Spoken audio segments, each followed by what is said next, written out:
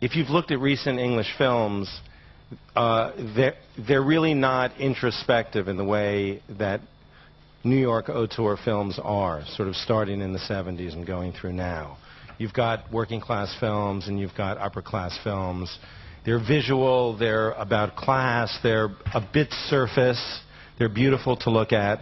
I think what Martha has done here is to have written a film about what people are thinking and feeling. And I think that's more of a New York film than we've seen before in London. So, of course, it's an English film, and it's about the social strata. But I think it's not intellectual, it's emotional, and it's psychological, and it's thoughtful in the way that New York films and the tradition of New York films, starting with Elia Kazan through now, are known for. So.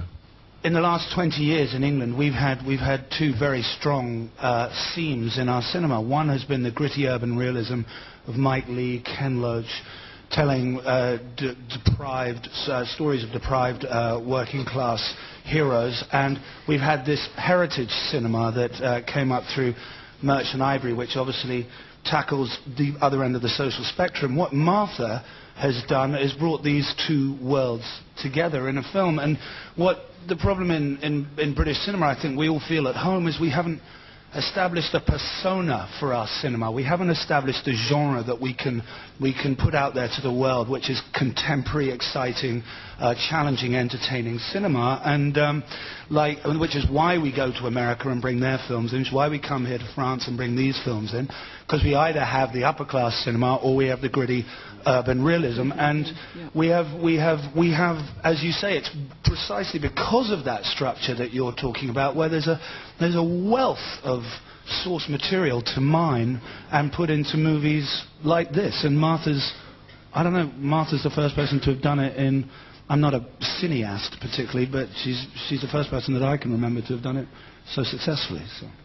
I think it would be a shame if the discussion about the film was only related to Englishness and class, because what drew me to it was the humanity of it, of all these people. I think you could transpose this, you know, with a few adjustments to a number of different societies. I think what makes any film script work is the people in it, the characters, to be drawn into the lives and the hearts and minds of those people. And this, I think, as people seem a bit lost, they feel a bit not integrated with themselves and between each other. And I think when I read the screenplay, I was engaged in who are these human beings.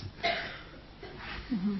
And I think it was very much the juxtaposition of stories, where a very interesting energy comes out of juxtaposing them, which again relates to the metropolis, because you have so many people in a concentrated, especially the modern metropolis, very concentrated sort of geography, and so those lives and how they intertwine and touch each other, and what comes out of that was also, and I guess this applies to the class thing, you look at humanity operating in this strange way, there's a lot of meat on that bone.